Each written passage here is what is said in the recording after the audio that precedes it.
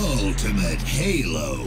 At the hands of the rebels, the UNSC were becoming slowly overwhelmed by the prospect of losing what humanity had fought so hard to birth. We no longer saw a bureaucratic conflict and instead saw an evolution in the war on terror. Nationalism of the vast outer colonies fueled patriotism and hatred towards the inner colonies. While they fought for freedom from external control, the inner colonies fought to remain in control, as without the outer colonies they would struggle to self-maintain and they'd eventually fall. My name is Token and welcome to the History of the Insurrectionists Part 2.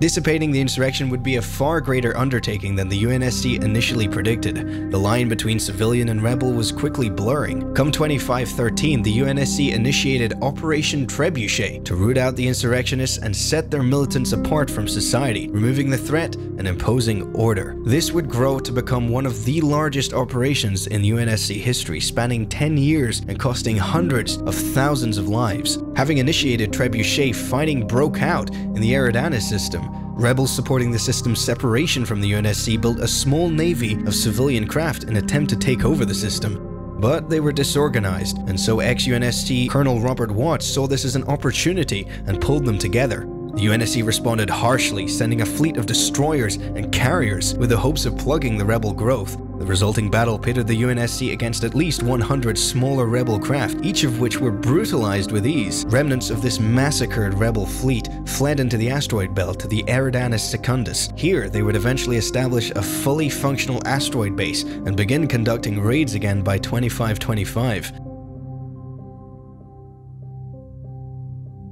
A ground campaign also began on Eridanes too, as units from the 9th Marine Expeditionary Force was sent to the planet. Capturing leaders of the rebel movement was of high priority to pacify the population. A battalion commanded by Lieutenant Colonel Ponder created controversy when they were involved in a disastrous mission to capture a high-priority rebel leader, ending in the leader's family being murdered and Ponder wounded, dishonored, and demoted. Eventually, the fighting spread out to the Epsilon Eridanes system by 2524. The fighting involved in Operation Trebuchet alone had taken over 1 million lives, most of which were innocent civilians. That same year, a Marine battalion was posted at the colony world of Tribute, commanded by Lieutenant Colonel Abwam and supported by the corvette UNSC Bumrush. The battalion attempted to put a stop to the rebel bomb makers near the city of Caspa. 2 special warfare squads led by Staff Sergeants Nolan Byrne and Avery Johnson were involved in an operation that ended in disaster. Byrne's team were killed during a hostage situation at a Jim Dandy restaurant near Caspa City. 38 civilians were also collaterally killed in the bombing.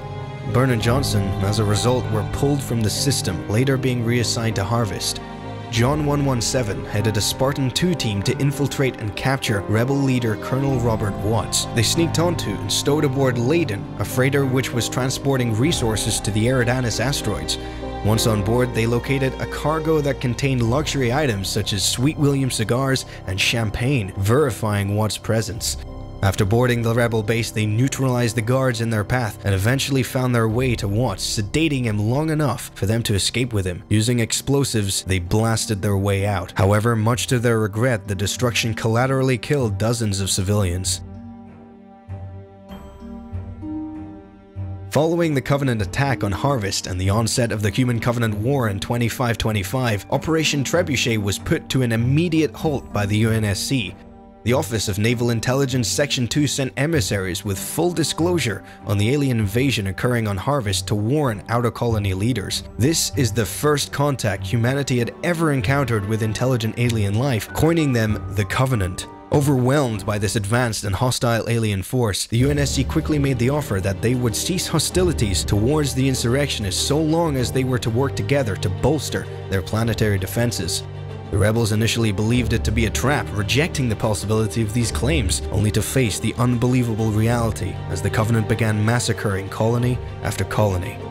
As the new threat became apparent, many of the rebels, seeing that the UNSC offered the only real protection against the overwhelming Covenant force, ceased to resist and either submitted to the UNSC's control or hid themselves away in remote locations, many of which were eventually glassed anyway. However, not all insurrectionists stopped against the UNSC, instead continuing their aggression long after the war with the Covenant began, using the UNSC's spread out efforts to their advantage. As the war progressed, insurrectionist activity continued to decrease, narrowed down to isolated conflicts such as the incidents just before the Reach invasion. Humanity had found a common enemy. Desperate and fearful after the near-total decimation of the outer colonies which had served as the rebels' bases, insurrectionism quickly became redundant. However, the desire for independence continued to linger on many remaining colony worlds. Using the situation to their advantage, entire colonies under insurrectionist control intentionally cut themselves off from the UNSC's communication relay network, anticipating to resume their operations later on. By 2552, insurrectionist activity on Reach was still common enough for the UNSC to suspect rebel sabotage when a local relay hub went dark, although this turned out to be the work of a Covenant pre-invasion party instead. While insurrectionist activity continued over the entirety of the Human Covenant War, the high-profile operations and major battles which characterized the early years all but subsided. Any engagements between the UNSC were now covert missions carried out by special forces. Many rebel operations were disrupted by the super soldiers and Blue Team, for example.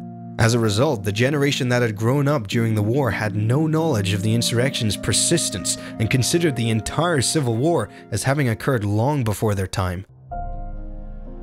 After the end of the Human Covenant War, many insurrectionist movements which had ceased their operations during the war began to resurface. Following the ceasefire, the UNSC began attempts to broker peace with the surviving outer colonies. Fleet Admiral Hood embarked on a diplomatic mission to discuss reconstruction. A number of colonies refused his offer and cut all ties with the UNSC as they felt they had been abandoned during the war. Many insurrectionist cells were also able to acquire copious amounts of Covenant and UNSC weaponry and equipment circulating on the black market, making them far more formidable than they ever were previously. Of major significance in the post-war era was the rise of the new colonial alliance, founded by rogue UNSC Admiral Matthias Drake, which in early 2533 attempted to hijack the newly commissioned UNSC Infinity. In this attack, former Spartan 4 candidate Ilsa Zane and her NCA combatants staged a mutiny on the vessel and managed to briefly seize control of the bridge.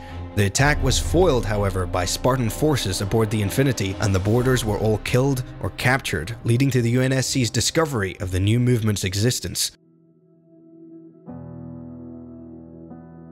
As of 2558, the movement remains active and is becoming increasingly militant with an attempted attack on the UNSC during a peace negotiation between the Brutes and the Sangheli on the planet of Yalin 4, stalling the peace process. Later that month, Captain Daniel Clayton of the NCA sought revenge against Fleet Admiral Terence Hood aboard the UNSC Infinity for the loss of his father, Captain James Cutter, and the UNSC Spirit of Fire decades earlier. With the help of Vada Gadget's mercenary faction, he ambushed the vessel. Utilizing a Covenant station's glassing cannon, Clayton managed to cripple Infinity, murdering many of the flagship's crew. However, Spartan forces quickly responded, saving the Infinity by succeeding in killing Vada Gadget and apprehending Captain Clayton. With Daniel Clayton captured, Lord Hood visited him in his cell, querying Clayton about the intentions of the NCA's leader, Admiral Drake. Clayton only told Hood the NCA was stronger than before and had agents on every colony, before being shipped to Midnight Facility on Hood's orders.